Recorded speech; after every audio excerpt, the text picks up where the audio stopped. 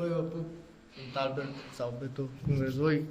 Și astăzi trebuie să vă spun ce bulioane am dat pe ăștia de pe mine. Începe cu, nici nu mai știu, vreo 26 de bulioane. Adidas, nu? Da. Perfect. Pe ăștia, nu știu, vreo 2, că nu dau bani mulți pe blugi, că nu-mi plac. Adică, ba da, doar ăia care sunt skinny, știi ce zic?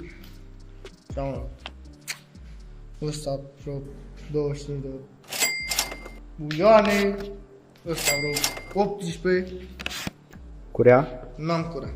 Brățări? Da, nu mai știu cât n-am dat, vreo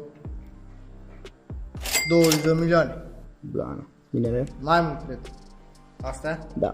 Ăsta e Swarovski, ăsta e din Egipt.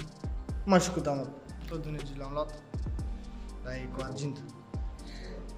Blană. Și ce zic? Cât a fost? 300 de euro, Blană. Cercei? 100. Ăsta e de Swarovski la fel. Ok. Șapca? Și șapca, vreo 15 sau 16 bețe. Sau 14, da. Blană. Tare rău.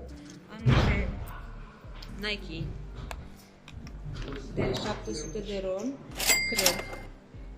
Chiloții sunt super dry, sunt de băieți. Nu știu ce preț sunt. Blana nu știu ce preț e.